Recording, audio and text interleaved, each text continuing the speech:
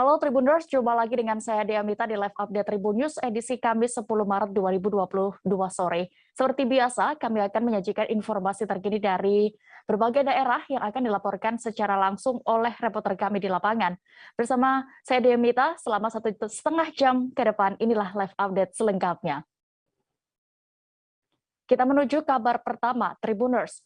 Puluhan ex-pegawai Komisi Pemberantasan Korupsi menghadiri sidang perdana gugatan terhadap Presiden Joko Widodo, kemudian juga 5 pimpinan KPK, serta Kepala Badan Kepegawaian Negara. Adapun sidang tersebut digelar di Pengadilan Tata Usaha Negara Cakung, Jakarta Timur pada hari ini Kamis 10 Maret 2022. Informasi lebih lengkapnya dan juga bagaimana pantauan situasi sidang akan dilaporkan jurnalis Tribun News. Ada Rizky Sandi Saputra yang kini sudah bergabung bersama kami di sana. Silakan dengan laporan Anda, rekan Rizky. Ya, selamat siang Dea dan juga Tribuners dimanapun kalian berada.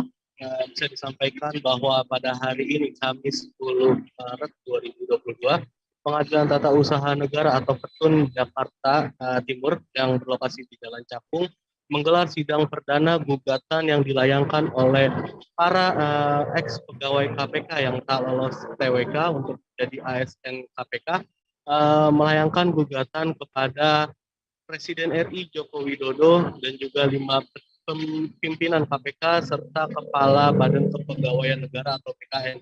Dalam gugatan tersebut, mereka meminta atau menuntut kepada Majelis Hakim PT UN DKI Jakarta untuk sedianya mengabulkan permohonannya, yakni dengan meminta kepada pihak tergugat, dalam hal ini Presiden Jokowi dan juga 5 pimpinan KPK dan juga Kepala BKN, untuk melakukan rekomendasi dari Ombudsman dan juga Komnas HAM atas temuan maladministrasi, maksud saya, terkait dengan proses penerimaan atau tes wawasan kebangsaan yang membuat 57 karyawan KPK tersingkirkan yang diketahui merupakan orang yang berintegritas begitu. Tadi juga turut dihadiri oleh ex-penyidik senior KPK yakni Novel Baswedan di dalam persidangan. Dirinya menyatakan kalau apa yang dilakukan oleh pimpinan KPK terhadap proses TWK ini merupakan suatu perbuatan melawan hukum. Padahal di sini Ombudsman sudah mengeluarkan rekomendasi untuk melakukan rehab nama atau identitas para pegawai KPK yang tidak lolos, yang disebutnya Taliban gitu. Dirinya juga menyatakan kalau gugatan ini dinilai penting untuk dilakukan karena agar upaya atau tes wawasan kebangsaan perekrutan pegawai KPK atau pegawai ASN KPK ke depan tidak terulang lagi seperti kemarin gitu, yang dimana nasibnya menimpa Novel Baswedan dan juga beberapa kawan lain gitu. Tadi juga terpantau ada Raja OTT yang disebut Raja OTT yang punya Harun Al-Rashid, dan juga ada Tata Khairiyah serta ada ex-penyidik lain yakni Tigor Nainggolan begitu deh. Tadi juga dalam persidangan bisa disampaikan bahwa sidang dibuka namun tertutup untuk diliput.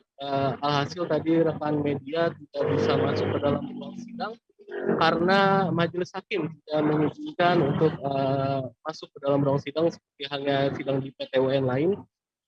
Alhasil tadi rekan media hanya bisa menunggu di ruang sidang sambil melihat gitu suasana dari luar ruang sidang terkait dengan persidangan tersebut. Keterangan itu disampaikan oleh Novel Baswedan saat dirinya usai menjalani sidang perdana di dalam ruang sidang PTUN DKI Jakarta. Begitu deh. Baik, Tribuners, berikut hasil wawancara rekan Rizky bersama ex-penyidik senior KPK Novel Baswedan selengkapnya. Terima kasih. Memang hari ini saya sebagai penggugat bersama dengan beberapa kawan-kawan yang lain, poinnya yang menjadi penting terkait dengan apa yang kami lakukan gugatan sekarang ini kepada pimpinan KPK dan lain-lain adalah karena ketika ada perbuatan kesewenang-wenangan, perbuatan melanggar hukum yang dilakukan dengan terang-terangan oleh pimpinan KPK, walaupun telah ada pemeriksaan yang detail yang dilakukan oleh Ombudsman dan Komnas HAM, tetapi kemudian itu semua diabaikan dan itu dilakukan dengan terang, dengan nyata, dan saya pikir kalau hal seperti ini dibiarkan maka dampaknya bukan hanya terhadap kami, tapi ke depan akan bisa membuat kerusakan yang lebih besar lagi. Dan oleh karena itu kami memandang gugatan ini menjadi penting, ya. Ini menjadi penting dan ini akan kami lihat dengan cermat untuk tidak membiarkan hal ini. Kami juga sebagaimana yang pernah disampaikan di beberapa kesempatan yang lain bahwa terkait dengan upaya TWK ini adalah bagian dari menyingkirkan orang-orang yang bekerja baik di KPK. Tentunya ini penting juga saya garis bawahi agar juga tetap diingat oleh publik bahwa upaya menyingkirkan ini tentunya bertolak belakang dengan tujuan upaya untuk memberantas. Dari Jakarta kita bergeser ke Provinsi Banten. Muninggar, seorang pekerja migran Indonesia asal desa Domas, Kecamatan Pontang, Kabupaten Serang, harus mendekam di dalam penjara di Dubai. Ia dikabarkan tersangkut kasus kebakaran yang menyebabkan majikannya meninggal dunia. Informasi terkini dan juga bagaimana kabar dari PMI ini akan dilaporkan rekan Desi Purnamasari, jurnalis Tribun Banten yang saat ini sudah tersambung bersama kami. Silakan rekan Desi. Iya, baik. Terima kasih rekan Dea dan juga Tribuners di rumah. Memang sebelumnya Muninggar ini merupakan pekerja migran atau PMI asal Desa Domas, Kecamatan Pontang, Kabupaten Serang, yang hingga saat ini masih mendekam di kurungan, yakni di daerah Dubai, Emirat Arab Saudi. Hal tersebut memang lantaran denda yang ditetapkan, yakni sebesar 200.000 dirham atau setara dengan 800 juta belum dapat diselesaikan oleh pihaknya. Sebelumnya memang Muninggar ini perempuan berusia 45 tahun tersebut tersangkut kasus dugaan kebakaran ya hingga menyebabkan majikannya tersebut meninggal dunia. Dan menurut informasi yang Tribun Banten terima dari Wakil Ketua Serikat Buruh Migran Indonesia atau SBMI Provinsi Banten, yakni Supija Juli, ia mengatakan bahwa memang dendanya tersebut hingga saat ini masih bertahan di angka 800 juta rupiah. Dan memang seharusnya kurungan penjara yang ditetapkan kepada Muninggar ini hanya 2 bulan saja. Namun memang karena denda yang seharusnya diselesaikan tersebut hingga saat ini belum dapat diselesaikan karena pihak keluarga pun tidak mampu untuk membayar denda sebanyak 800 juta tersebut. Dan memang pihak dari SBMI sendiri mengatakan bahwa sejauh ini pihaknya telah mengusahakan agar ada donatur yang akan membantunya guna melakukan pelunasan denda tersebut. Namun memang pihaknya mengaku sejauh ini belum ada koordinasi dengan pihak Konsultan Jenderal Republik Indonesia atau KJRI ke pihak SBMI Banten terkait mengenai perkembangan yang saat ini terjadi dengan Muninggar tersebut.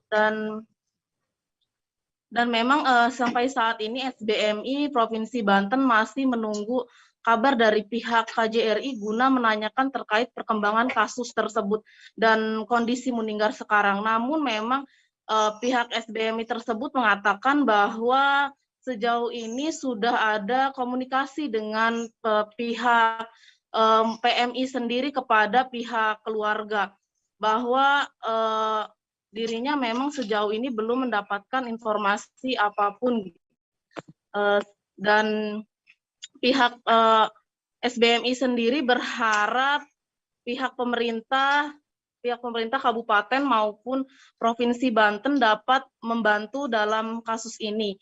Dan pihak SBMI pun juga menuturkan bahwa akan melakukan audiensi dengan pihak pemerintah Kabupaten Serang, yakni Bupati Serang Ratu Tatu Cahana.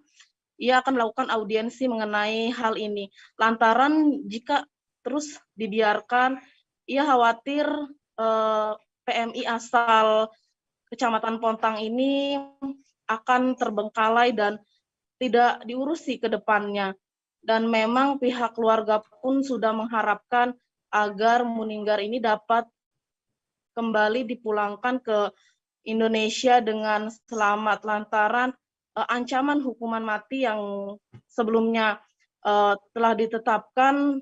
Menurut pihak KJRI sendiri memang hukuman mati tersebut sudah tidak ditetapkan, namun untuk dendanya 800 juta tersebut masih harus diselesaikan. Begitu, Dea.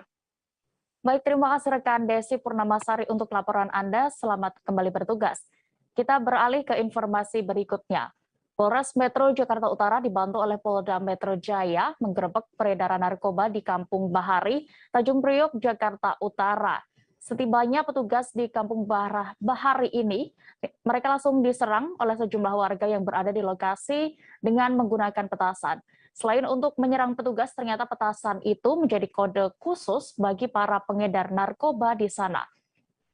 Laporan lengkapnya akan disampaikan rekan Gerald Leonardo Agustino, jurnalis Tribun Jakarta yang saat ini sudah bergabung bersama kami. Silakan rekan Gerald dengan laporan Anda.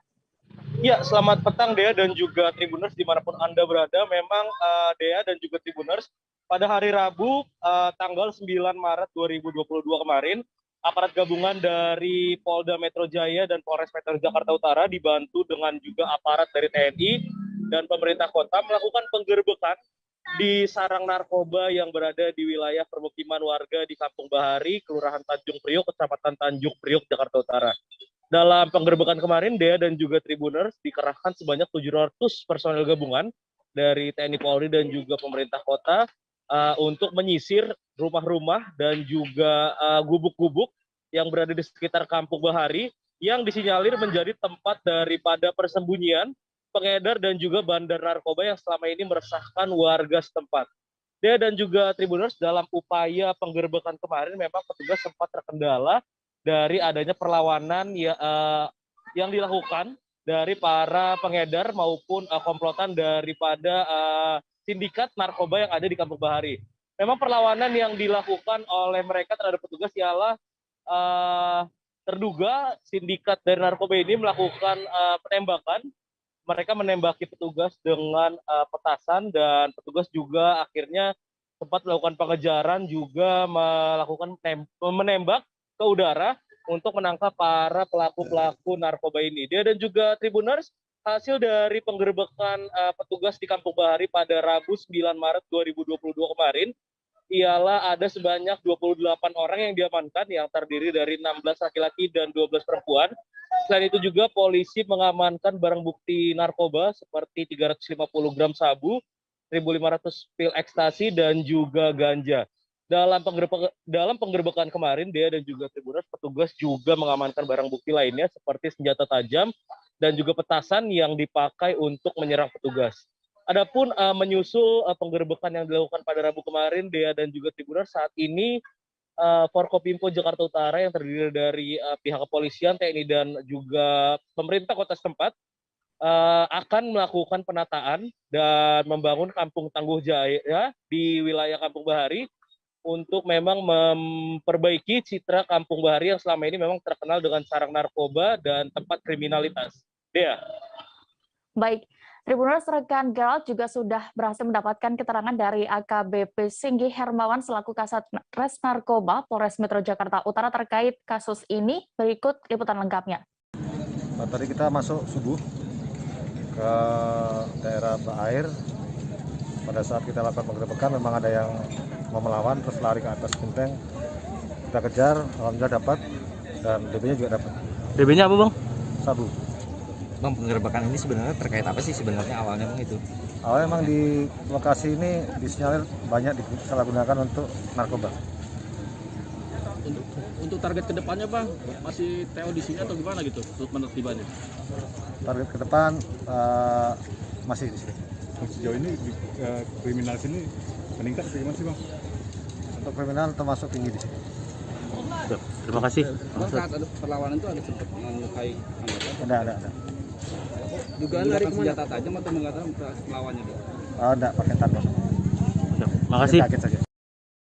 Gubernur DKI Jakarta Anies Baswedan diwajibkan segera menuntaskan pengerukan total Kalimampang sampai wilayah Pondok Jaya yang sampai saat ini belum juga rampung. Hal ini tertuang dalam putusan Pengadilan Tata Usaha Negara yang mengabulkan sebagian tuntutan warga korban banjir Kali Mampang. Namun karena tidak terima, Anies Baswedan akhirnya mengajukan banding atas putusan pengadilan tersebut. Jurnalis kami dari Tribun Jakarta, rekan Dionisius Arya Bima Suci akan melaporkan selengkapnya untuk Anda. Silakan rekan Dion dengan laporan Anda. Ya, jadi Gubernur DKI Jakarta Anies Baswedan sempat mengajukan banding atas vonis Pengadilan Tata Usaha Negara Jakarta yang mewajibkan Pemprov DKI membangun turap dan mengeruk Kali Mampang. Banding tersebut diajukan Anies pada 8 Maret 2022 kemarin. Kepala Biro Hukum Setda DKI Jakarta, Yayan Yuhana mengatakan banding diajukan lantaran Majelis tidak cermat dalam menjatuhkan vonis. Riza Patria pun mengharapkan agar Majelis Hakim bisa lebih bijak dalam mengambil keputusan.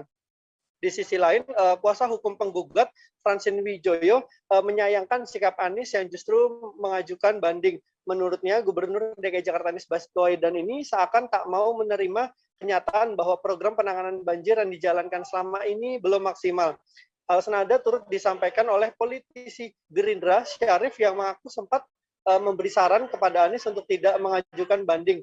Namun usulan itu ternyata sempat tidak digubris Anies dan Pemprov DKI tetap mengajukan banding atas vonis Kali Mampang. Namun berdasarkan informasi yang diterima Tribun Jakarta, Pemprov DKI baru saja mencabut pengajuan banding tersebut. Kepala Biro Hukum Setda DKI Yayan Yuhana mengatakan pencabutan banding ini sesuai dengan arahan Gubernur DKI Jakarta Anies Baswedan. Demikian dia. Baik, terima kasih rekan Dion untuk laporan Anda dari Jakarta. Selamat bertugas kembali. Kita beralih ke Provinsi Bali. Polres Klungkung menangkap 5 pelaku pencurian kabel jaringan telekomunikasi di wilayah Klungkung pada hari ini Kamis 10 Maret 2022. Kasus ini berawal dari laporan hilangnya kabel jaringan telekomunikasi milik PT Telkom. Setelah diselidiki, para pelaku ternyata menyamar menjadi teknisi untuk melancarkan aksinya. Informasi lebih detailnya akan dilaporkan jurnalis Tribun Bali, ada rekan Eka Mita Saputra yang saat ini sudah bergabung bersama kami. Silakan rekan Eka. Baik, Dea, perlu saya informasikan bahwa Polres Klungkung pagi tadi melakukan proses terkait dengan pengungkapan kasus pencurian kabel jaringan telekomunikasi milik PT Telkom di wilayah Klungkung. Jadi kepolisian tadi berhasil meringkus 5 orang tersangka yang ternyata kelimanya ini merupakan pelaku pencurian kabel di 9 TKP berbeda di wilayah Kabupaten Klungkung dan Kabupaten Gianyar di Provinsi Bali. Jadi modus para kelima pelaku ini saat melakukan aksinya yakni dengan menyamar menjadi teknisi dari pemasangan jaringan telekomunikasi, lalu mereka mengambil beberapa kabel-kabel mirip PT Telkom. Polisi setidaknya tadi berhasil mengamankan sekitar 600 meter kabel yang memiliki nilai sekitar 75 juta. Dari 5 tersangka, 3 diantaranya merupakan teknisi di perusahaan rekanan PT Telkom yang bertugas untuk pemasangan instalasi kabel. Dengan kasus ini, kelima tersangka dijerat pasal 363 dengan ancaman penjara sekitar 7 tahun penjara. Demikian. Baik, Tribuners, terkait kasus pencurian kabel telekomunikasi ini, rekan jurnalis kami sudah mendapatkan keterangan dari Kapolres Klungkung AKBP Imada Danuardana. Berikut selengkapnya. Panjang kurang lebih 200 meter, di mana laporan polisi atau laporan dari masyarakat terkait dengan LPB 51 3 Romawi 2022 Polres Klungkung TKP pada hari Senin tanggal 7 Maret 2022 kira pukul 08.00 WITA di Jalan Puputan, Galiran, Kelurahan Sampang Belas, Kecamatan Kabupaten Klungkung. Pelaku melaksanakan kegiatannya mencuri kabel PLN panjang 200 meter dengan kerugian kurang lebih 175 juta. Tersangka sebanyak 5 orang,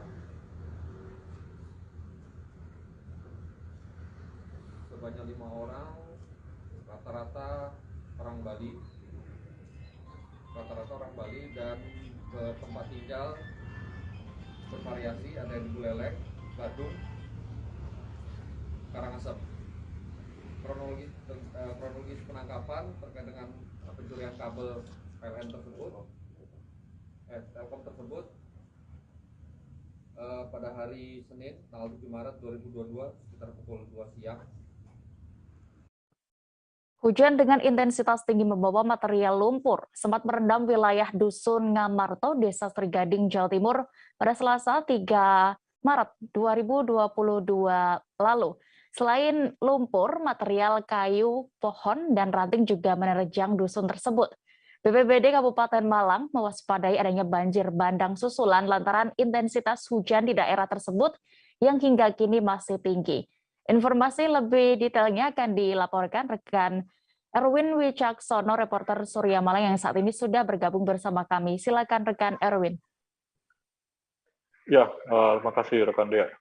Ya, BPBD Kabupaten Malang memang mewaspadai adanya banjir bandang susulan yang terjadi di Dusun Ngamarto, Desa Serigading, Kecamatan Lawan, Kabupaten Malang.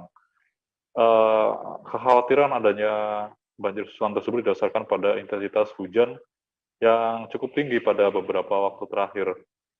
Alhasil untuk mengantisipasi hal tersebut sejak Rabu kemarin, BPBD sudah melakukan pengerukan di saluran irigasi yang diduga menjadi penyebab utama terjadinya banjir bandang di lokasi tersebut.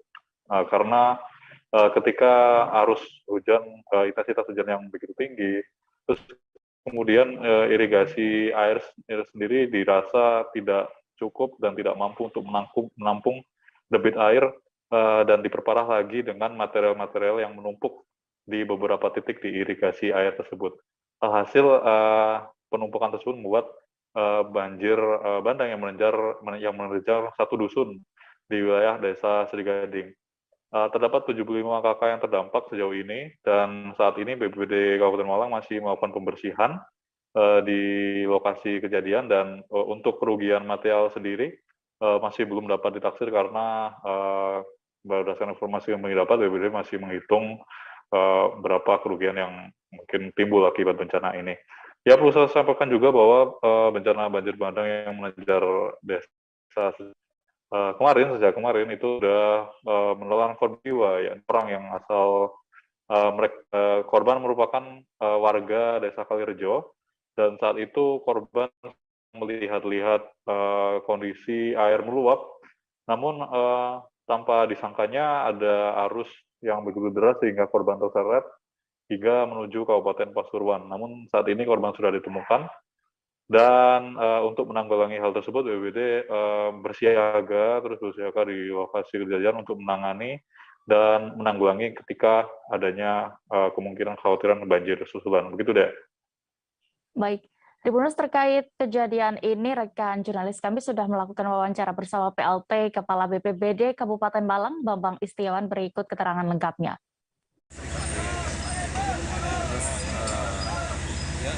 Penyebabnya itu karena memang hujan kemarin itu lebat. Kemarin sore lebat sehingga terjadi penyumbatan di beberapa titik di jembatan. Sampai airnya meluap. Seperti yang sekarang kita lakukan adalah usaha kita agar jembatan dan terutama kolong-kolongnya itu normal kembali. Karena dengan begitu kalau air sungai ini sudah normal, maka ya akan lancar kembali. Namun demikian, upaya-upaya yang kita lakukan terus kita data, sekarang masih kita lakukan asesmen. Dan dampak untuk sampai rumah roboh dan lain sebagainya tidak.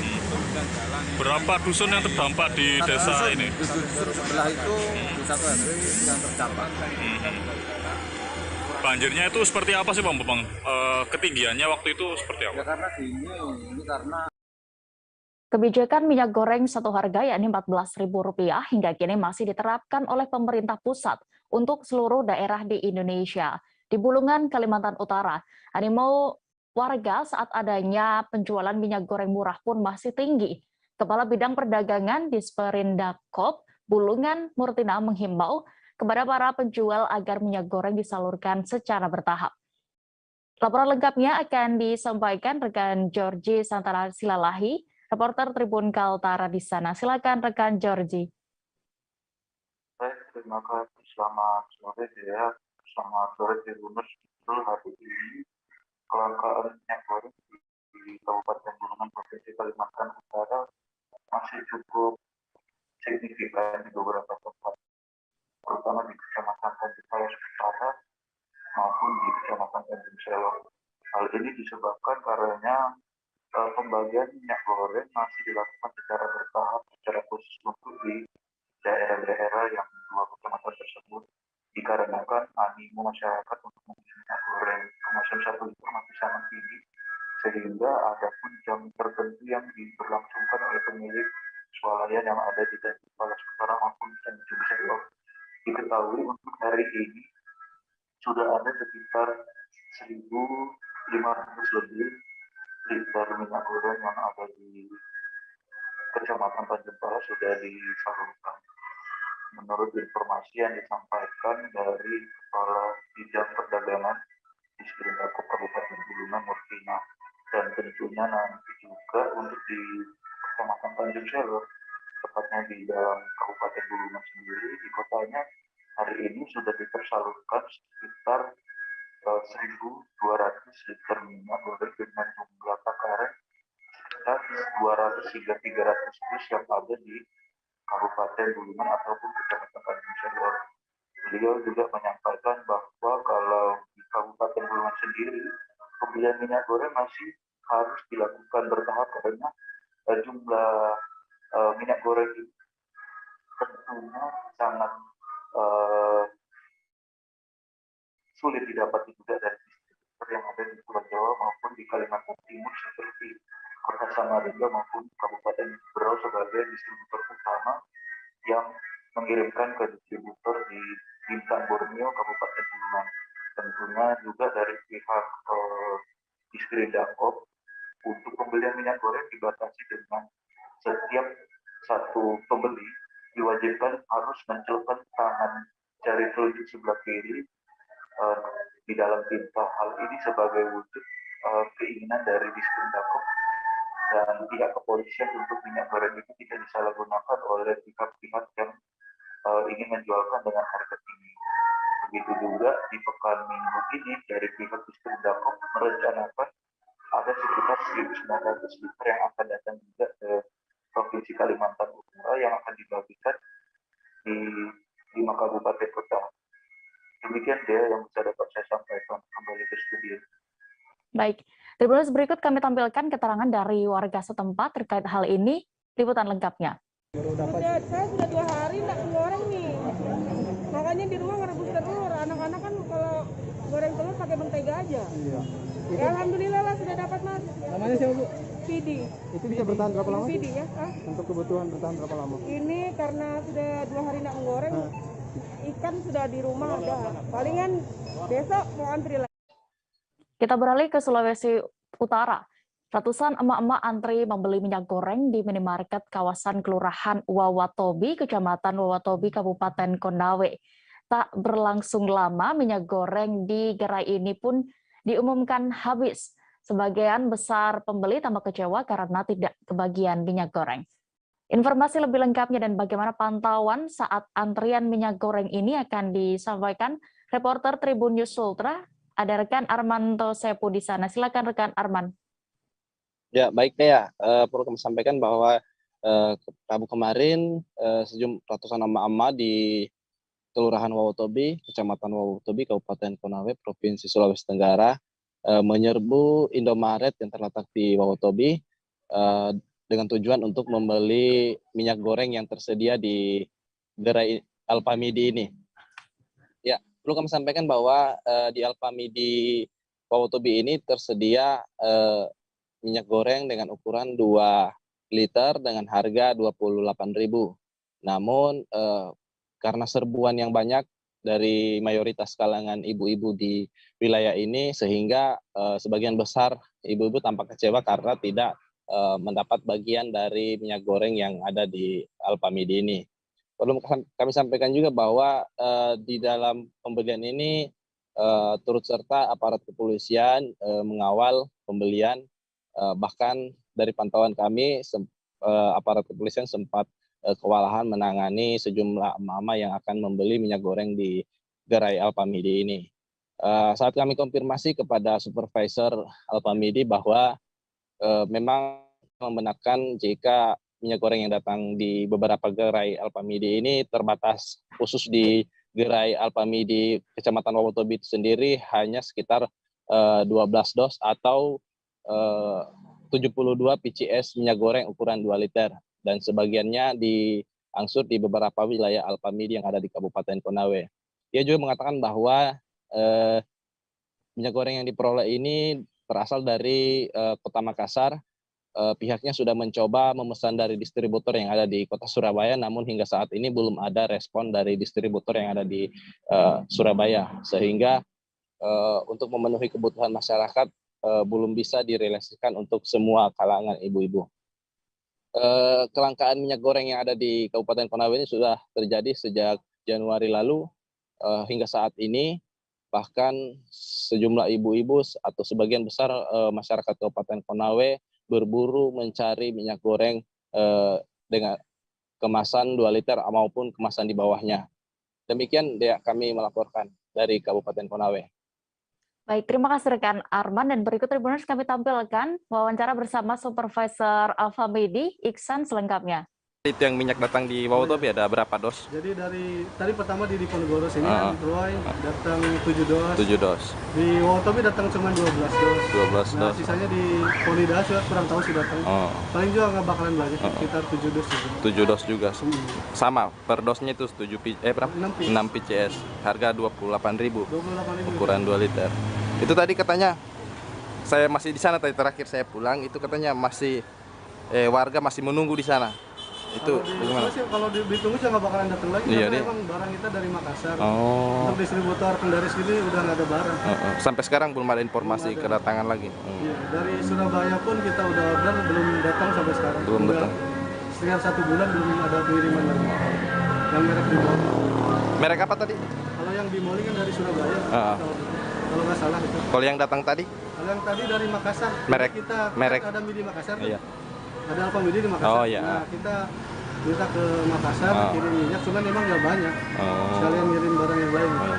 Merek apa yang datang tadi? Tadi itu macam-macam sih, ada. Enggak, bukan cuma. Jadi beda-beda, ada yang Filma 1 dus ya gitu sih. Ya, itu aturannya satu orang apa satu PCS atau boleh beli? 2 liter, satu orang 2 liter. Berarti satu PCS. Imbas kelangkaan minyak goreng saat ini dirasakan oleh para pedagang penjual gorengan di Kompleks Perkantoran Gubernur Bangka Belitung. Para pelaku usaha kecil menengah ini paling berdampak akibat kelangkaan minyak goreng di sejumlah toko di Kota Pangkal Pinang. Mereka saat ini mengaku kelimpungan karena harus mengakali agar tidak perlu menaikkan harga dagangannya. Selengkapnya akan dilaporkan rekan Riki Pratama, reporter Bangka Pos yang saat ini sudah terhubung bersama kami. Silakan rekan Riki dengan laporan Anda. Baik Dea dan Tribuners dimanapun berada, hari ini saya akan melaporkan terkait kelangkaan minyak goreng yang telah terjadi beberapa hari ini di Provinsi Bangka Belitung, mengakibatkan sejumlah penjual gorengan dan pecel di Kota Pangkal Pinang kelimpungan atau kesulitan mencari minyak goreng. Mereka menceritakan bahwa sudah 4 hingga 5 toko mereka datangi baru mereka mendapati minyak goreng. Itu pun mereka membelinya dengan harga yang tidak seperti biasanya, atau per liternya yang biasanya 14.000 harus dihargai dengan 20.000 per liter.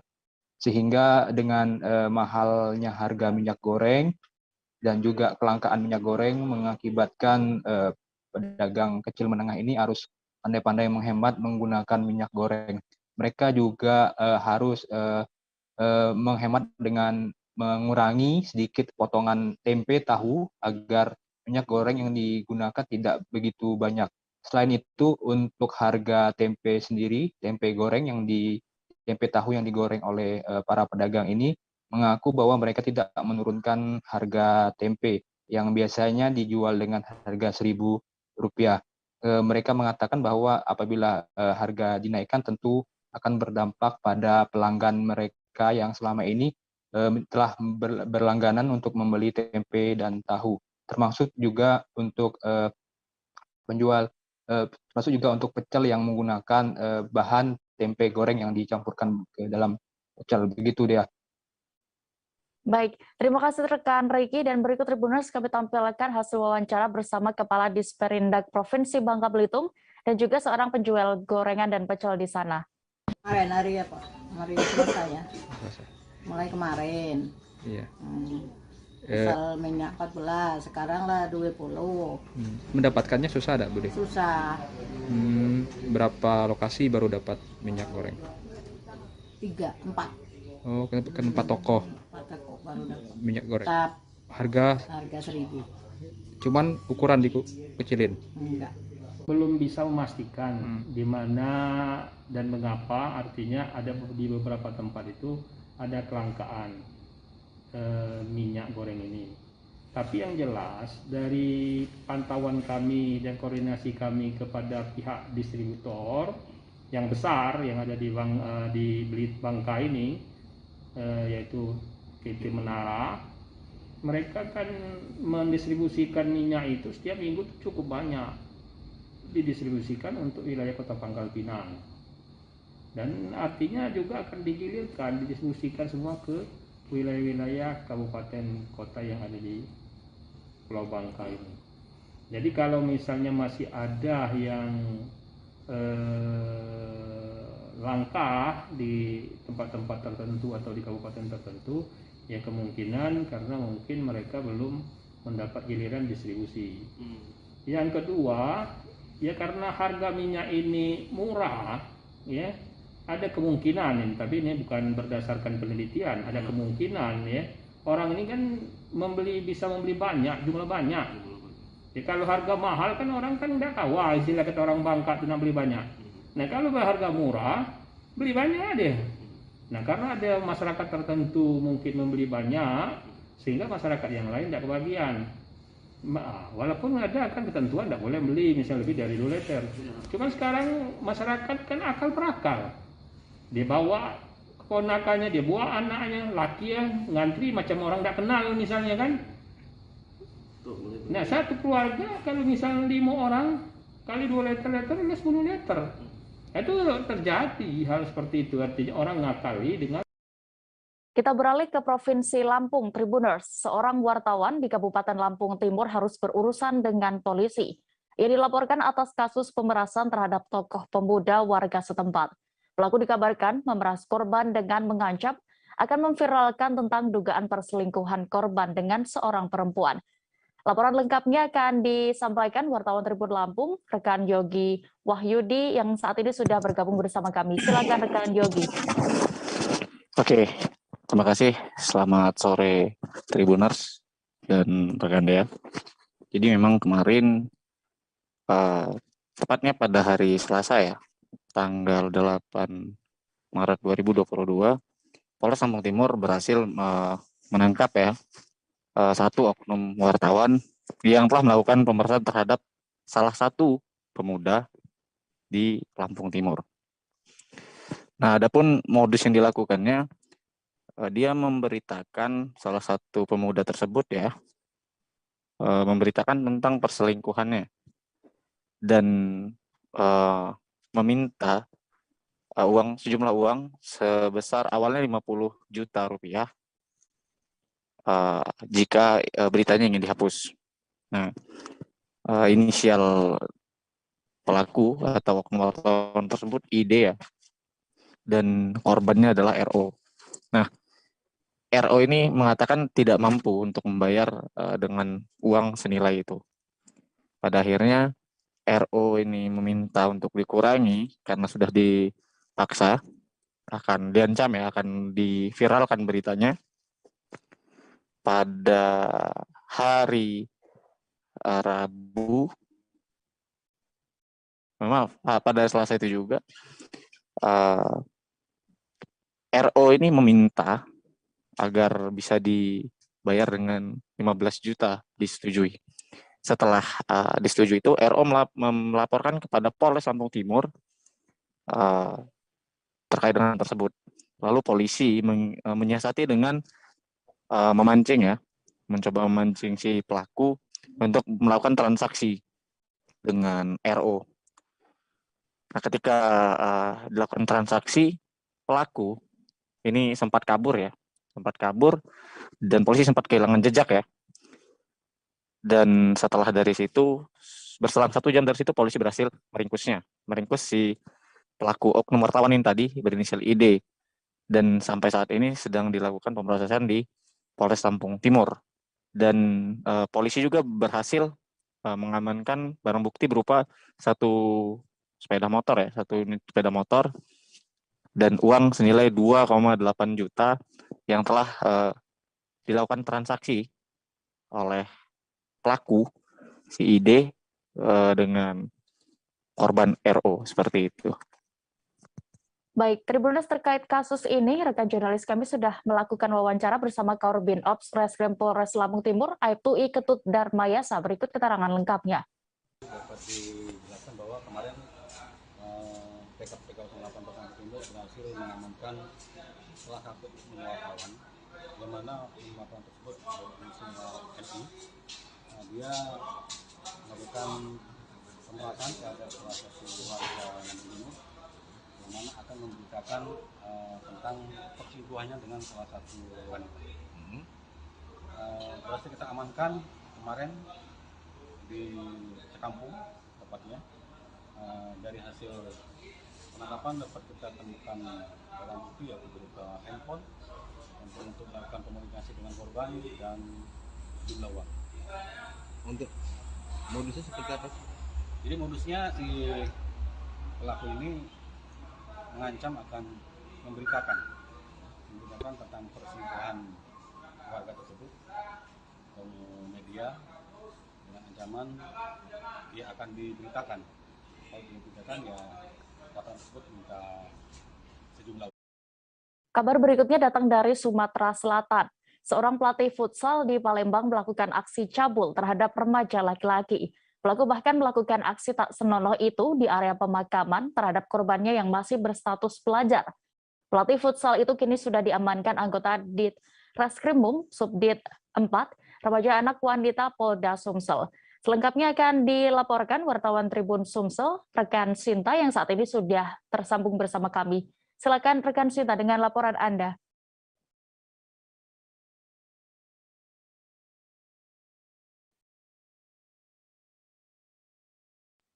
Halo, rekan Sinta. Ya, baik. Selamat sore, Dea.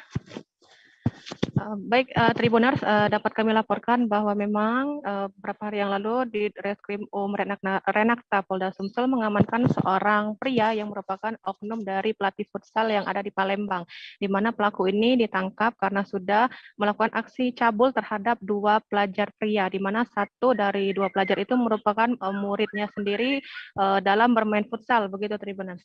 Dan modus dari tersangka sendiri, awalnya ini tersangka mengiming-imingi korban akan menjanjikan untuk memberi uang senilai 100.000 kepada korban. Setelah korban tergiur, akhirnya tersangka ini mengajak korban untuk janjian di sebuah area pemakaman di Kota Palembang, tepatnya di kawasan Telaga Suida, Kecamatan Pelaju. Dan setelah itu, tepat di siang hari tanggal 14 Januari maksud kami 2022, tersangka melakukan aksinya tepat di siang bolong di area pemakaman Telaga Suida. Dan setelah melancarkan aksinya terhadap kedua korban sendiri, tersangka yang semula berjanji untuk memberikan uang senilai 100.000 kepada kedua korban, tersangka malah langsung pergi dan meninggalkan korban begitu saja. Tidak terima dengan perlakuan tersebut, hingga akhirnya kedua korban melaporkan kejadian ini pada kedua orang tuanya untuk selanjutnya diteruskan ke Polda Sumsel. Dari pengakuan tersangka sendiri, dia sudah mengakui perbuatannya dan berdasarkan pengakuan tersangka bahwa perbuatan itu dilakukan tanpa adanya paksaan, karena memang korban menurut keterangan tersangka itu menerima iming-iming uang 100.000 tersebut. Baik, terima kasih rekan Sinta. Dan berikut Tribuners, keterangan dari Kasubdit 4 Renakta Polda Sumsel, Kompol Mas Noni selengkapnya. Korban yang melaporkan bahwa sudah terjadinya perbuatan asusila yang dilakukan oleh seorang laki-laki dengan korban 2 orang laki-laki yang di bawah umur. Adapun TKP-nya yaitu di TPU Telaga Swida. Modusnya di mana pelaku itu mengajak 2 orang korban untuk ketemuan di TPU dan ngajak ketemuan untuk melakukan perbuatan dengan diiming-imingi akan memberikan uang jajan senilai 100.000 untuk 1 orang. Yang bersangkutan ini sebagai apa pekerjaannya, Bu? Oh, tim pelatih futsal ya. Untuk korbannya sendiri? Penemuan sesosok mayat perempuan di kawasan Bundaran Kota Masohi, Maluku Tengah menggegerkan warga sekitar. Pasalnya mayat itu ditemukan di dalam selokan dan sudah dalam keadaan mengeluarkan bau tidak sedap. Selesai mendapat laporan, sejumlah anggota Polres Maluku Tengah pun langsung menuju lokasi penemuan untuk melakukan evakuasi. Bagaimana pantauan di sana dan juga proses evakuasi penemuan mayat perempuan ini akan disampaikan rekan Lukman Mukadar, wartawan dari Tribun Ambon yang saat ini sudah bergabung bersama kami. Silakan rekan Lukman. Ya, baik Dea dan juga Tribuners. Dapat kami laporkan penemuan mayat yang terjadi di Kota Masohi, Kabupaten Maluku Tengah sendiri Rabu sore kemarin. Itu berawal ketika salah satu ada 2 orang pemuda di Kota Masohi yang kebetulan mencari udang, kemudian di dalam gorong-gorong ya, bermula ketika mereka masuk ke sekitar 1 kilometer jarak dari TKP dengan pintu masuk dari awal pintu masuk ke 2 pemuda tersebut menyusuri gorong-gorong di jalan protokol Kota Masohi sendiri. Dan sekitar 50 meter dari TKP, 2 pemuda yang kemudian menjadi saksi ini mencium aroma tak sedap dari dalam selokan. Namun kedua pemuda ini mengira bahwa bau tak sedap itu berasal dari bangkai binatang ataupun hewan yang mati di dalam selokan, dan mereka pun tidak menghiraukan bau tak sedap itu dan melanjutkan aktivitas mereka mencari udang, Tribuners. Dan ketika mereka terus melakukan aktivitas mencari udang, sampai di sana di titik tergeletak mayat tersebut, mereka kemudian melihat sosok mayat sosok tubuh manusia yang tergeletak di ujung di dekat pintu gorong-gorong yang tepatnya di depan penginapan Samudra, Tribuners. Dan penginapan Samudra ini terdapat juga di kawasan Bundaran Kota Masohi dan juga pos Kota Masohi. Dan setelah melihat kejadian ini, kedua pemuda tersebut langsung lari kembali ke rumah tanpa menceritakan sepatah kata pun kepada orang-orang yang ada di sekitar. Nanti besok paginya baru mereka, mungkin karena panik, mereka kemudian langsung menceritakan paginya itu kepada salah satu rekan mereka atau teman mereka, ya.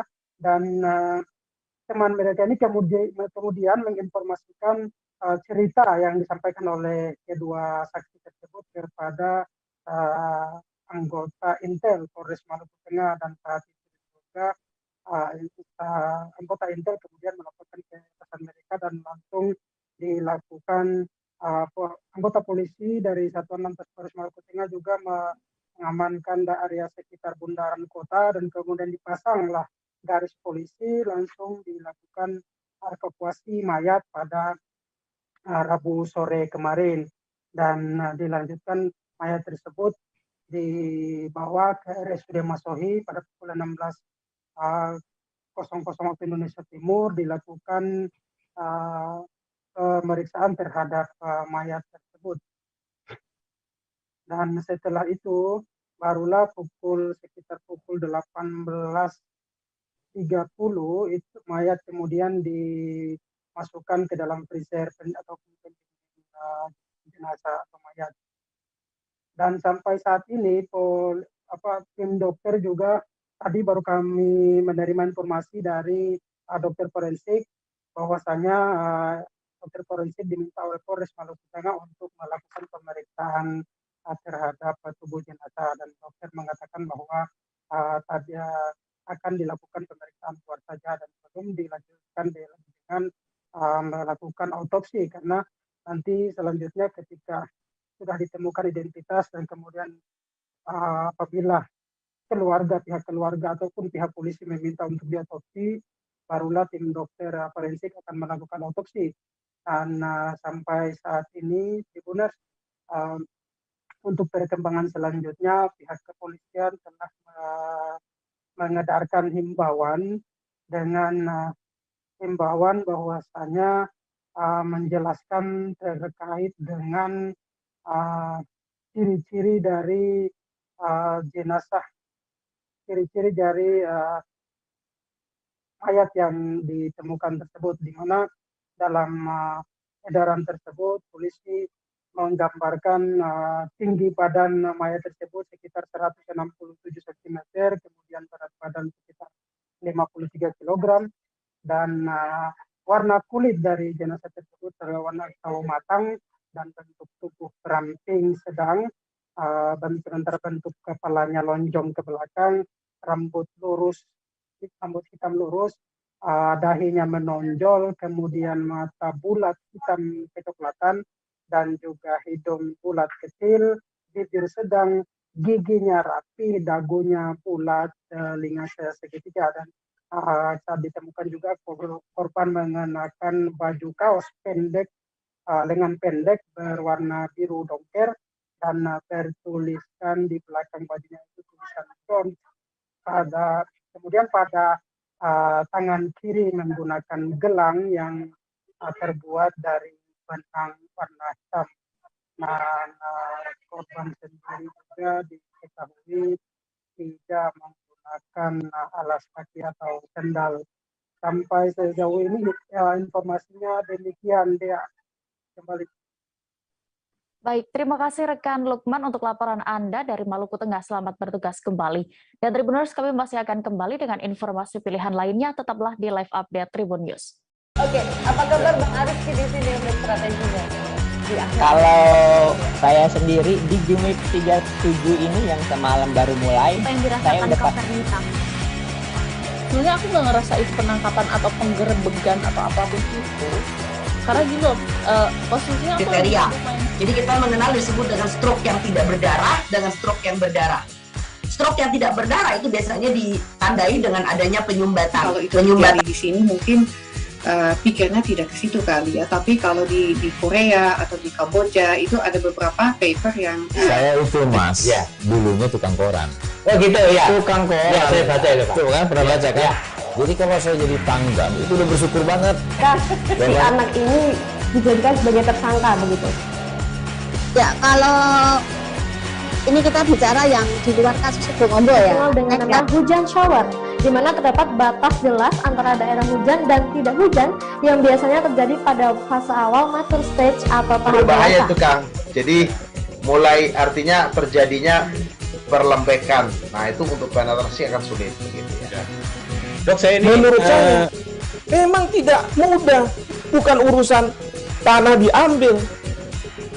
Kalau misalnya Amerika Serikat sekarang, Rasulullah mengatakan dalam sebuah hadis bahwa berpuasa di 6 hari Syawal itu. Oke, apa kabar Bang Arief di sini untuk strateginya?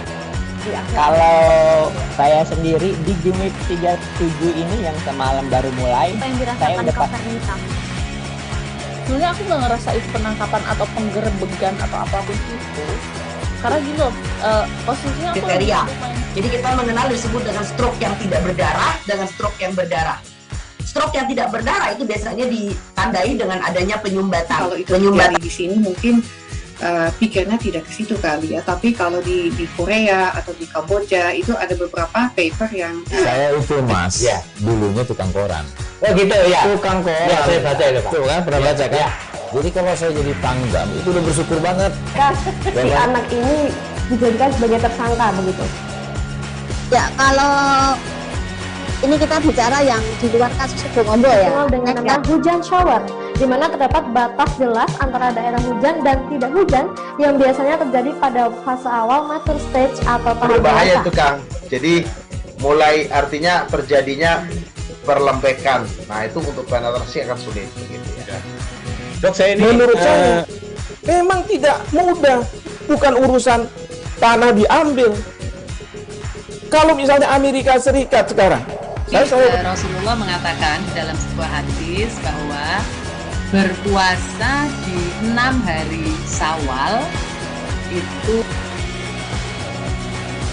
Oke, apa kabar Bang Arief di sini untuk strateginya? Kalau saya sendiri di Jumip 37 ini yang semalam baru mulai, saya udah Sebenarnya aku nggak ngerasa itu penangkapan atau penggerebegan atau apapun itu. Karena gini loh, posisinya aku kriteria. Jadi kita mengenal disebut dengan stroke yang tidak berdarah dengan stroke yang berdarah. Stroke yang tidak berdarah itu biasanya ditandai dengan adanya penyumbatan. Kalau itu terjadi di sini mungkin pikirnya tidak ke situ kali ya, tapi kalau di Korea atau di Kamboja itu ada beberapa paper yang Saya itu Mas, dulunya tukang koran. oh gitu ya. Tukang koran. Ya, saya baca itu Pak. Tuh kan pernah baca kan? Jadi kalau saya jadi tanggam itu udah bersyukur banget. Si anak ini dijadikan sebagai tersangka begitu. Ya, kalau ini kita bicara yang di luar kasus Subombo ya. Dikenal dengan nama hujan shower, di mana terdapat batas jelas antara daerah hujan dan tidak hujan yang biasanya terjadi pada fase awal mature stage atau tahap berbahaya dewasa. itu Kang. Jadi mulai artinya terjadinya perlembekan. Nah itu untuk penetrasi akan sulit begitu ya. Dok, saya ini menurut saya memang tidak mudah, bukan urusan tanah diambil. Kalau misalnya Amerika Serikat sekarang, Rasulullah mengatakan dalam sebuah hadis bahwa berpuasa di 6 hari Syawal itu. Oke, apa kabar Bang Arief di sini untuk strateginya? Kalau saya sendiri di Jumip 37 ini yang semalam baru mulai, saya udah Sebenarnya aku nggak ngerasa itu penangkapan atau penggerebegan atau apapun itu. Karena gini loh, posisinya aku kriteria. Jadi kita mengenal disebut dengan stroke yang tidak berdarah dengan stroke yang berdarah. Stroke yang tidak berdarah itu biasanya ditandai dengan adanya penyumbatan. Kalau itu terjadi di sini mungkin pikirnya tidak ke situ kali ya, tapi kalau di Korea atau di Kamboja itu ada beberapa paper yang Saya itu Mas, dulunya tukang koran. oh gitu. Terima kasih Anda masih menyaksikan live update Tribun News. Kita menuju kabar berikutnya dari Sulawesi Selatan. Pelabuhan Nusantara Parepare mulai memberlakukan pelayaran tanpa tes antigen dan PCR bagi penumpang. Hal ini sesuai dengan surat edaran Satuan Tugas Penanganan COVID-19 terbaru tentang persyaratan pelaku perjalanan dalam negeri. Dalam SE tersebut diatur mengenai perjalanan moda transportasi udara, laut, dan darat termasuk penyeberangan menggunakan mobil pribadi dan atau bus. Rekan jurnalis kami dari Tribun Timur, M. Yaumil akan melaporkan selengkapnya untuk Anda. Silakan rekan Yaumil dengan laporan Anda. Iya, baik rekan. Jadi di Pelabuhan Nusantara Kota Parepare sudah memberlakukan peraturan terbaru terkait syarat perjalanan menggunakan moda transportasi dalam hal ini jalur laut. Nah, di Pelabuhan Nusantara sendiri tidak perlu lagi menggunakan hasil tes antigen maupun rapid test. Dan pengunjung atau peserta yang ingin berlayar hanya perlu menggunakan atau memperlihatkan vaksin dosis kedua yang terdaftar di aplikasi Peduli Lindungi. Seperti itu, rekan. Baik, terima kasih rekan Yaumil untuk laporan Anda. Selamat kembali bertugas. Kita menuju informasi berikutnya. Pemerintah memberlakukan berbagai kebijakan baru soal perjalanan di masa pemberlakuan pembatasan kegiatan masyarakat atau PPKM. Salah satunya, pelaku perjalanan domestik, baik yang menggunakan transportasi udara, laut, maupun darat yang sudah melakukan vaksinasi kedua dan lengkap, sudah tidak perlu menunjukkan bukti tes antigen maupun PCR negatif. Kini klinik-klinik kesehatan yang bekerja sama dengan maskapai dan bandara pun terpantau sepi. Informasi lebih lengkapnya dan bagaimana pantauan di sana akan dilaporkan rekan jurnalis kami dari Banjarmasin Post. Ada rekan Nurholis Huda. Silakan dengan laporan Anda. Ya, bisa diterima Mbak Dia, suara. Baik, ya, silakan.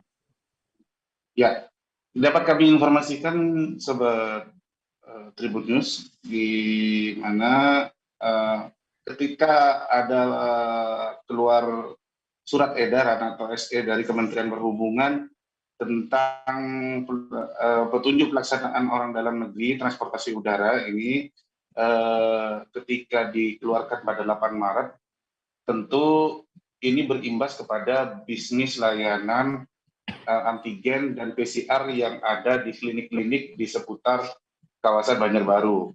Termasuk juga di Banjarbaru ini, di pihak internasional Bandara Internasional Samsudin itu bekerja sama dengan klinik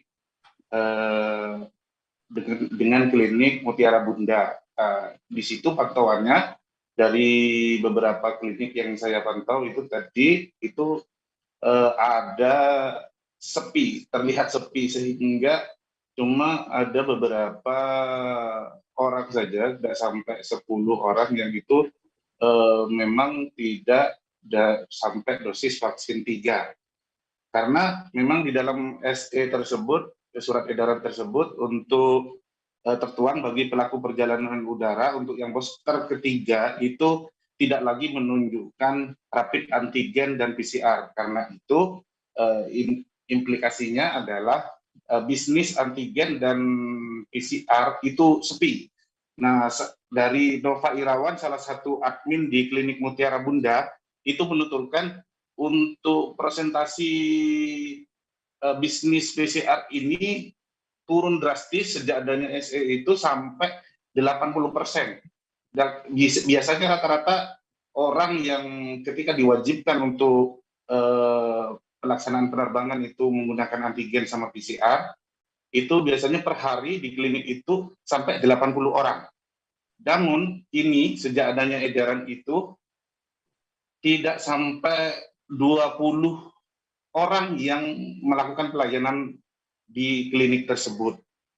Sementara klinik tersebut sudah menyebar hampir 3 klinik yang ada di standby-kan pihak bandara untuk melayani untuk penerbangan domestik. Dan layanan ini, dan sepinya layanan ini bukan hanya di klinik tersebut, tapi juga ada di klinik-klinik lainnya, seperti di klinik yang ada di Banjarmasin, yakni di klinik Tirta. Dan ini dibenarkan bahwasanya di situ ada penurunan yang jauh signifikan sejak adanya SE aturan tentang dosis vaksin 3 tanpa antigen dan PCR itu. Begitu Mbak Dia, kembali ke Jakarta. Baik, terima kasih rekan Huda untuk laporan Anda. Selamat kembali bertugas. Kita menuju Sulawesi Tengah. Gerai stasiun pengisian kendaraan listrik umum atau SPKLU kini resmi dibuka di Kota Palu. PT Perusahaan Listrik Negara bersama Gubernur Sulawesi Tengah telah meresmikan gerai SPKLU tersebut. Informasi lebih lengkapnya dan juga bagaimana cara kerja SPKLU di Kota Palu ini akan disampaikan rekan jurnalis Tribun Palu, ada rekan Nu Saleha. Silakan dengan laporan Anda. Ya, terima kasih Dea. Terima kasih Dea dan Tribuners dimanapun berada. Gerai stasiun pengisian kendaraan listrik umum SPKLU di Kota Palu resmi digunakan untuk kendaraan listrik. Gerai SPKLU itu sebanyak 2 yang telah beroperasi di Kota Palu setelah diresmikan oleh PT PLN Persero bersama Gubernur Sulawesi Tengah. Gerai SPKLU itu berada di 2 titik.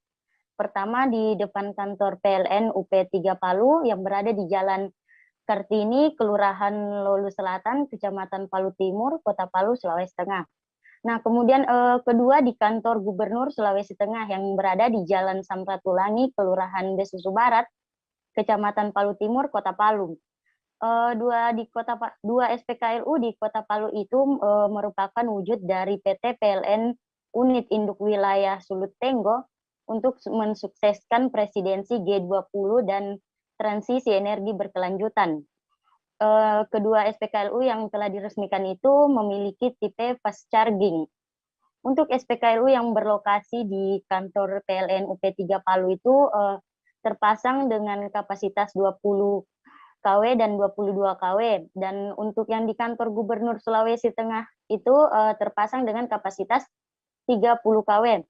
Nah, menurut General Manager PLN Unit Induk Wilayah Sulut Tenggo, Bapak Leo Basuki mengatakan dalam mendukung presidensi G20 Indonesia 2022, PT PLN Persero terus membuktikan komitmennya dalam transisi energi, salah satunya mengkampanyekan penggunaan kendaraan listrik yang ramah lingkungan. Kemudian Leo Basuki juga mengungkapkan hingga saat ini SPKLU PLN di Provinsi Sulawesi Utara, Provinsi Sulawesi Tengah, dan Provinsi Gorontalo itu sudah beroperasi sebanyak 4 titik. Nah, serta katanya pada tahun 2022 ini akan ada penambahan 3 titik yang akan tersebar di seluruh wilayah kerja PLN Unit Induk Wilayah Sulut Tenggo. Dengan adanya SPKLU pertama di Kota Palu, Gubernur Sulawesi Tengah Rusdi Mastura juga menyampaikan terima kasih atas adanya SPKLU dari PT PLN Persero. Dia juga mengatakan hal itu guna menciptakan modernisasi penggunaan kendaraan dari konvensional ke kendaraan roda 2 dan serta kendaraan roda 4 dengan konsep kendaraan listrik. Kemudian Dea. Baik, Tribuners, terkait peluncuran SPKLU di Kota Palu ini, rekan jurnalis kami juga sudah mendapatkan keterangan dari Gubernur Sulawesi Tengah, Rusdi Mastura. Berikut keterangan lengkapnya. Gibran bilang kalau kau liwati kau akan cari cabut memang bisa kau senangi cabut. Tapi dia karena mau pingin cabut yang lebih baik, ini dia sampai dia tidak ada cabut. Itu bunga-bunga ya. Nah, ini kira-kira jangan kita terlambat. Kita manfaatkan apa sudah ada yang ada. Ada pesan dari Pak Gubernur kepada masyarakat Sulawesi Tengah terkait untuk penggunaan kendaraan roda 2? Ya, kalau mampu beli apa, bisa kalau ada duit, belilah listrik karena ke depan masa depan kita listrik. Dan lebih murah Pak ya dibandingkan dengan lebih murah. Bisa menghemat 70 sama bersih lingkungan. Jadi pegiat-pegiat lingkungan kan ya harusnya Kami masih akan kembali selesai jeda sejenak, tetaplah di live update Tribun News. Oke, apa kabar Bang Ariski di sini untuk strateginya? Kalau saya sendiri di Jumik 37 ini yang semalam baru mulai, saya udah pasti. Sebenarnya aku nggak ngerasa itu penangkapan atau penggerebegan atau apapun itu. Karena gini loh, posisinya aku kriteria. Jadi kita mengenal disebut dengan stroke yang tidak berdarah dengan stroke yang berdarah. Stroke yang tidak berdarah itu biasanya ditandai dengan adanya penyumbatan. Kalau itu terjadi di sini mungkin pikirnya tidak ke situ kali ya. Tapi kalau di Korea atau di Kamboja itu ada beberapa paper yang saya itu Mas, ya, dulunya tukang koran. Oh gitu ya. Tukang koran. Ya, saya baca itu Pak. Tuh kan pernah baca kan? Ya. Jadi kalau saya jadi tanggam itu udah bersyukur banget. Si anak ini dijadikan sebagai tersangka begitu. Ya, kalau ini kita bicara yang di luar kasus Sebongombo ya. Dengan nama hujan shower, di mana terdapat batas jelas antara daerah hujan dan tidak hujan yang biasanya terjadi pada fase awal mature stage atau tahap berbahaya itu Kang. Jadi mulai artinya terjadinya perlembekan. Nah itu untuk penetrasi akan sulit. Gitu ya. Dok, saya ini menurut saya memang tidak mudah. Bukan urusan tanah diambil. Kalau misalnya Amerika Serikat sekarang. Rasulullah mengatakan dalam sebuah hadis bahwa berpuasa di 6 hari Syawal itu. Oke, apa kabar Bang Ariski di sini untuk strateginya? Kalau saya sendiri di Jumik 37 ini yang semalam baru mulai, saya udah pasti. Sebenarnya aku nggak ngerasa itu penangkapan atau penggerebegan atau apapun itu. Karena gini loh, posisinya aku kriteria. Jadi kita mengenal disebut dengan stroke yang tidak berdarah dengan stroke yang berdarah. Stroke yang tidak berdarah itu biasanya ditandai dengan adanya penyumbatan. Kalau itu terjadi di sini mungkin pikirnya tidak ke situ kali ya. Tapi kalau di Korea atau di Kamboja itu ada beberapa paper yang saya itu Mas, ya, dulunya tukang koran. Oh gitu ya. Tukang koran. Ya, saya baca itu Pak. Tuh kan pernah baca kan? Ya. Jadi kalau saya jadi tanggam itu udah bersyukur banget. Si anak ini dijadikan sebagai tersangka begitu. Ya, kalau ini kita bicara yang di luar kasus Sebongombo ya. Dengan nama hujan shower, di mana terdapat batas jelas antara daerah hujan dan tidak hujan yang biasanya terjadi pada fase awal mature stage atau tahap berbahaya dewasa. itu Kang. Jadi mulai artinya terjadinya perlembekan. Nah itu untuk penetrasi akan sulit. Gitu ya. Dok, saya ini menurut saya memang tidak mudah. Bukan urusan tanah diambil. Kalau misalnya Amerika Serikat sekarang, Rasulullah mengatakan dalam sebuah hadis bahwa berpuasa di 6 hari Syawal itu. Oke, apa kabar Bang Arif di sini untuk strateginya? Kalau saya sendiri di Jumit 37 ini yang semalam baru mulai, saya udah pasti. Sebenarnya aku nggak ngerasa itu penangkapan atau penggerebegan atau apapun itu. Karena gini loh, posisinya aku kriteria. Jadi kita mengenal disebut dengan stroke yang tidak berdarah dengan stroke yang berdarah. Stroke yang tidak berdarah itu biasanya ditandai dengan adanya penyumbatan. Kalau itu terjadi di sini mungkin pikirnya tidak ke situ kali ya. Tapi kalau di Korea atau di Kamboja itu ada beberapa paper yang Saya itu Mas, dulunya tukang koran. Oh gitu ya. Tukang koran. Ya, saya baca itu Pak. Tuh kan pernah baca kan? Ya. Jadi kalau saya jadi tanggam itu udah bersyukur banget. Si anak ini dijadikan sebagai tersangka begitu. Ya, kalau ini kita bicara yang di luar kasus Sebong Ombo ya. Dengan nama hujan shower, di mana terdapat batas jelas antara daerah hujan dan tidak hujan yang biasanya terjadi pada fase awal mature stage atau tahap berbahaya dewasa. itu Kang. Jadi mulai artinya terjadinya perlembekan. Nah itu untuk penetrasi akan sulit. Gitu ya. Dok, saya ini menurut saya memang tidak mudah. Bukan urusan tanah diambil. Kalau misalnya Amerika Serikat sekarang, Rasulullah mengatakan dalam sebuah hadis bahwa berpuasa di 6 hari Syawal itu. Oke, apa kabar Bang Arif di sini untuk strategi? Kembali di live update, kita menuju informasi berikutnya. Tribuners, jasa menggosok atau setrika pakaian keliling ternyata masih bertahan di Provinsi Jambi. Aspina, dia merupakan perempuan asal Muara Bulian yang menjadi pemilik usaha jasa layanan gosok keliling alias gokil pertama di wilayah Kabupaten Batanghari. Dan informasi selengkapnya juga bagaimana biasanya Aspina ini bekerja akan dilaporkan rekan jurnalis Tribun Jambi, ada Musa Wira yang saat ini sudah terhubung bersama kami. Silakan rekan Wira dengan laporan Anda. Ya, baik rekan Dea, selamat sore Tribuners. Dan dapat saya sampaikan Tribuners bahwa di Kabupaten Batanghari itu masih kita temukan yaitu gosok keliling, usaha gosok keliling yang saat ini sedang digeluti oleh ibu rumah tangga yang bernama Aspina. Diketahui bahwa gosok keliling ini hanya berbekal sepeda motor jenis Honda Blade yang saat itu sedang dibawa oleh Aspina.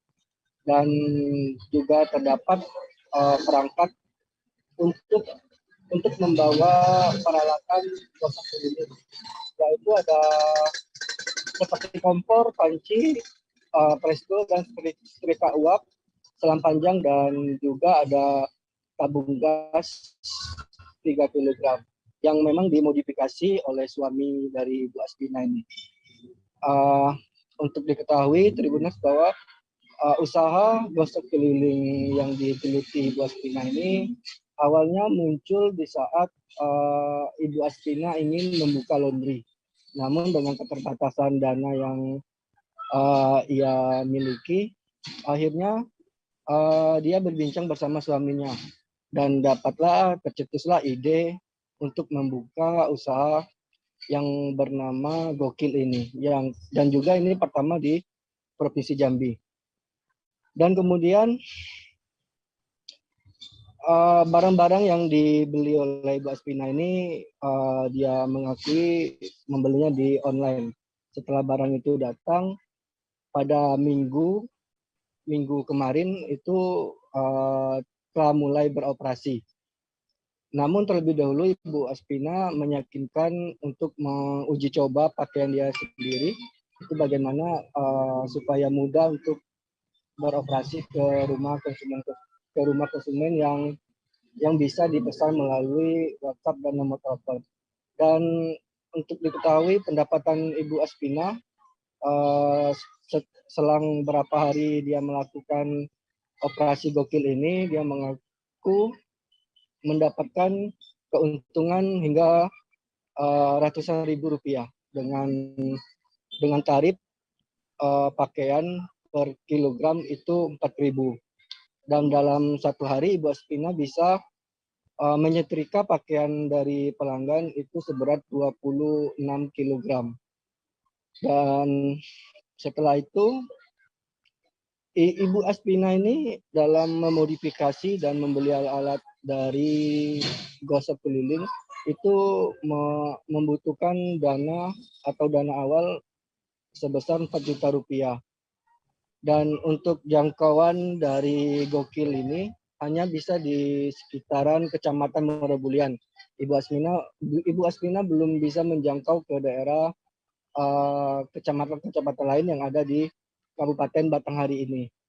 Namun untuk konsumen yang berada di wilayah Kecamatan Merebulian itu bisa memesan layanan gosok keliling alias gokil ini melalui WhatsApp dan nomor telepon yang sudah tersebar di media sosial, terutama di lokal. Halo, iya Mas. Itu rekan ya. Baik. Terima kasih rekan Wira untuk laporan Anda, dan berikut Tribuners ada keterangan dari pemilik jasa setrika keliling Ibu Aspina selengkapnya.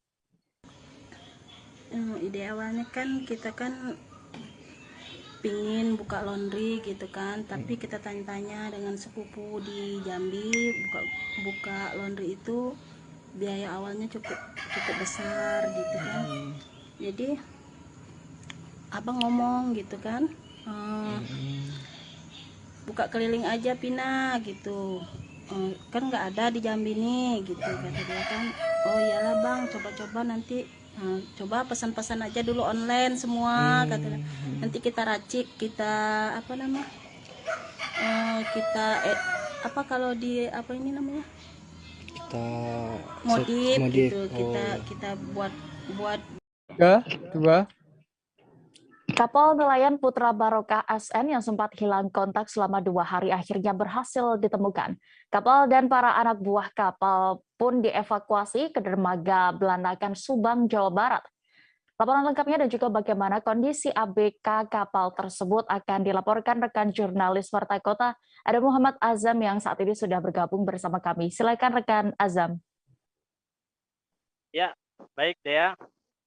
Untuk kejadian kapal nelayan Putra Barokah SN asal Indramayu itu dikabarkan hilang sinyal atau hilang kontak sejak hari Minggu lalu atau sejak 2 hari dari pemberangkatan di Pelabuhan Indramayu pada hari Kamis.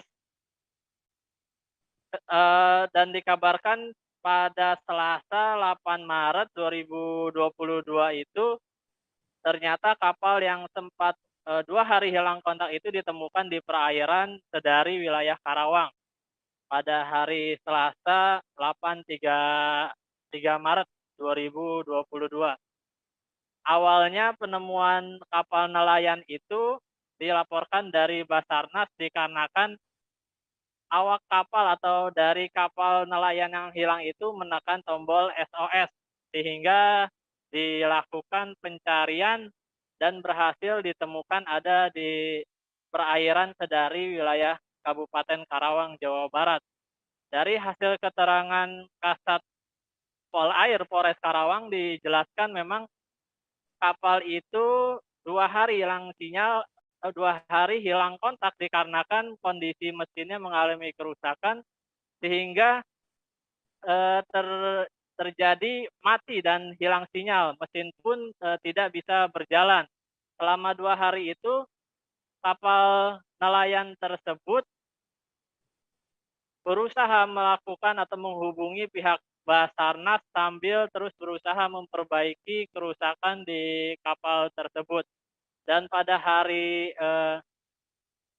Selasa kemarin itu ditemukan di perairan di wilayah dari Karawang, dan diketahui ada 9 awak kapal anak buah kapal yang ada di kapal nelayan tersebut, 19 itu dalam keadaan selamat. Kami juga sempat mengikuti secara langsung proses evakuasi kapal nelayan Putra Barokah SN asal Indramayu yang sempat dinyatakan hilang kontak selama 2 hari. Memang saat dilakukan evakuasi, 9 awak kapal itu dalam kondisi sehat. Mereka juga menyebutkan penyebab kapal mati dikarenakan memang sudah kondisi tua, dan pihak Polair sempat membujuk agar para nelayan atau kapal tersebut itu bisa menepi ke wilayah perairan Karawang, namun mereka tetap lebih memilih untuk berada di atas kapal itu sambil melakukan proses perbaikan kapal. Nah, disebutkan juga memang kondisi kapal ketika hendak dievakuasi sudah bisa hidup kembali walaupun tidak secara normal. Untuk itu pihak dari polisi air, Polairut di Polres Karawang bersama Polda Jawa Barat dan Basarnas pun mengarahkan agar kapal nelayan tersebut untuk ke darat dan tidak melanjutkan nelayannya atau melanjutkan berlayar seperti itu. Ya, dan disebutkan juga kami sempat berbicara secara langsung oleh nahkoda kapal nelayan tersebut menyebutkan bahwa sudah berlayar dari wilayah Indramayu, Pelabuhan Indramayu sejak hari Kamis minggu lalu.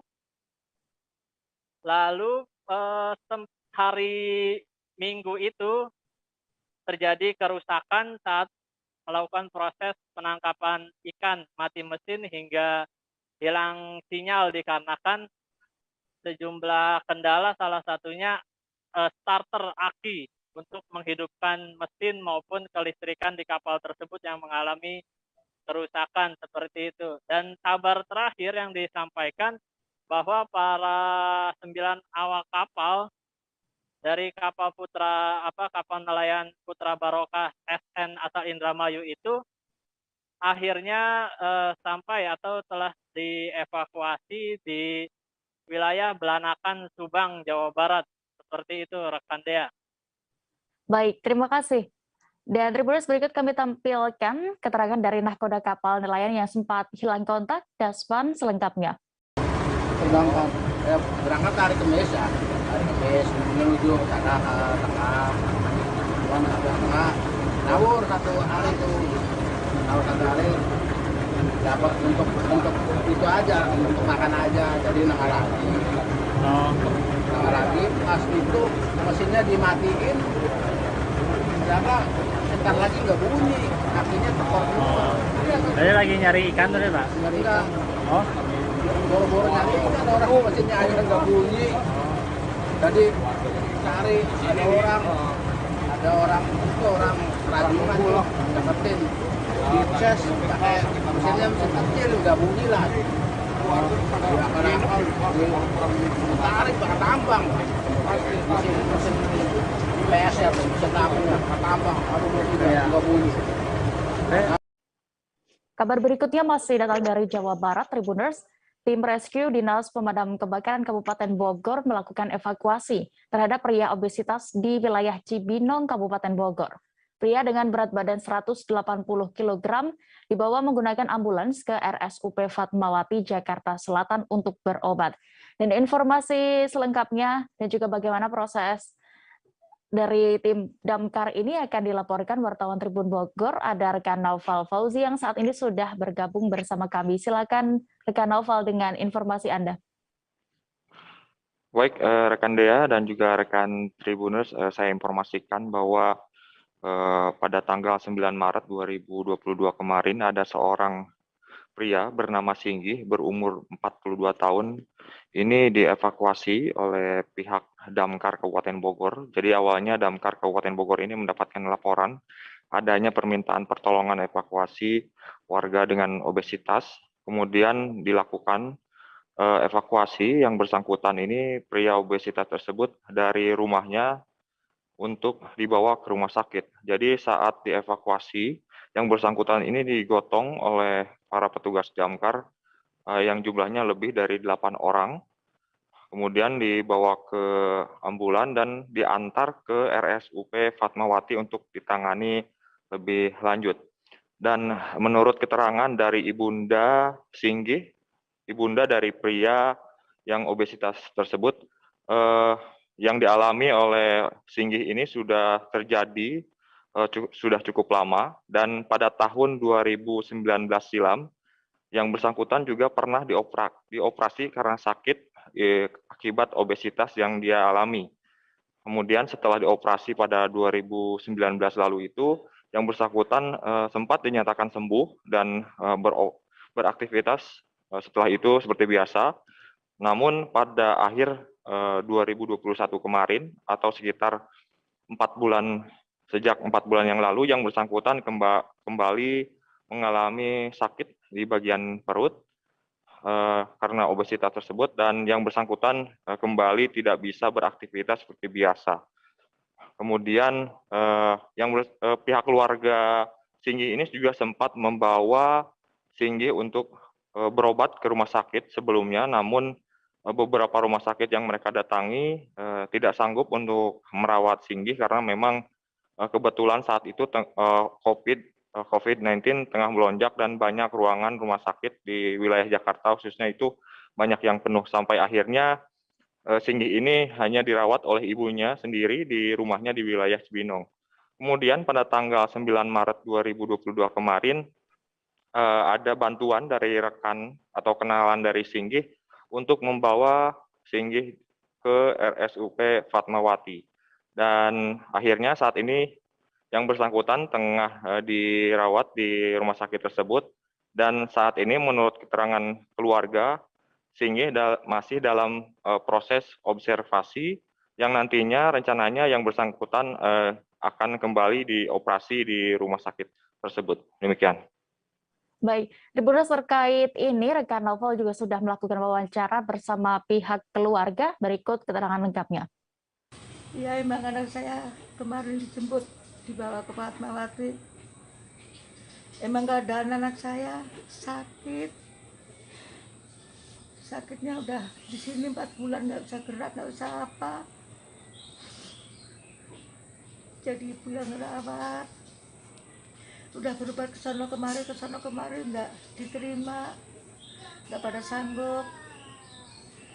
Jadi akhirnya ke Fatmawati udah 2 kali ditolak.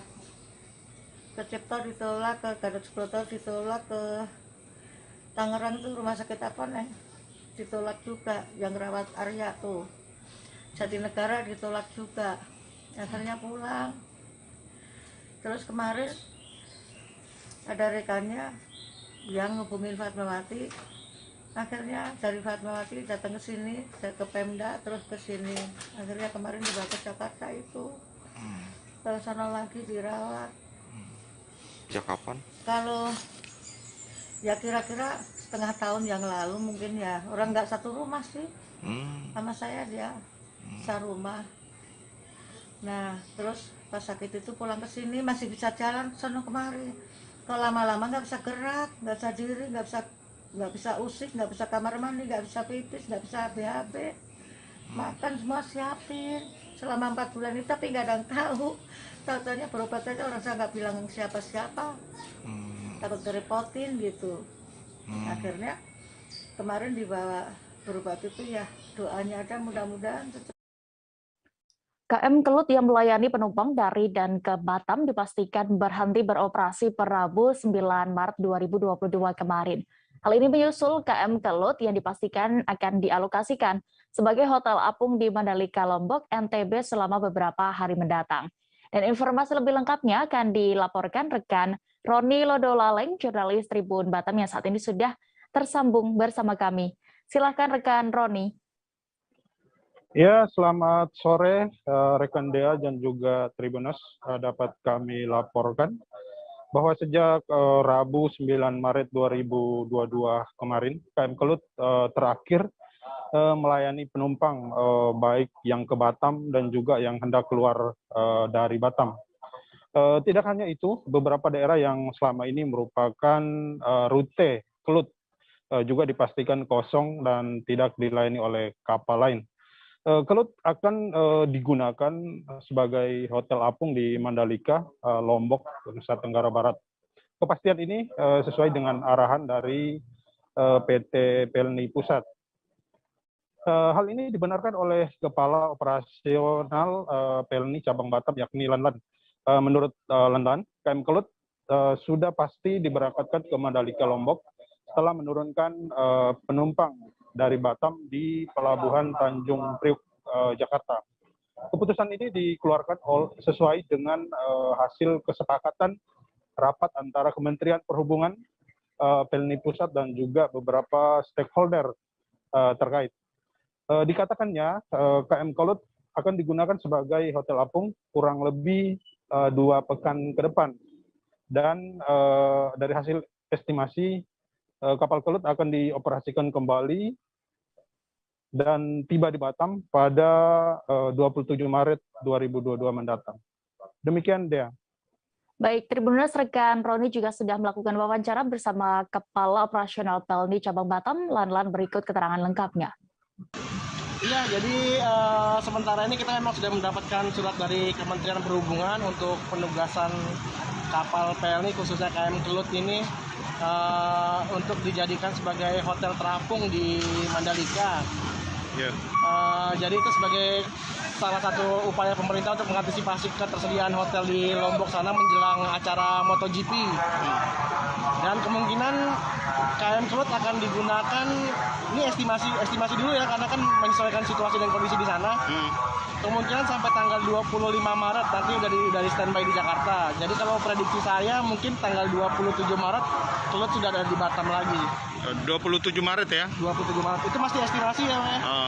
Itu pelayanan pertama kali setelah dilakukan sebagai hotel apung, angkutan pertama kali dari Jakarta atau dari Batam, Bang? Dari Jakarta. Dari Jakarta ya? Karena kan kalau kapal Kelut ini kan home base-nya di Jakarta. Nah, jadi setiap kapal mau mulai voyage baru lagi itu pasti dari home base-nya. Informasi tadi sekaligus menutup perjumpaan kita dalam live update hari ini. Dan Tribuners, lantaran masih di tengah pandemi, kami kembali mengingatkan kepada Anda untuk tetap menerapkan protokol kesehatan dimanapun berada meski sudah mendapatkan vaksin lengkap. Jangan lupa juga Tribuners saksikan live update esok hari hanya di seluruh kanal YouTube Tribun Network. Jangan lupa like, subscribe, dan share ya!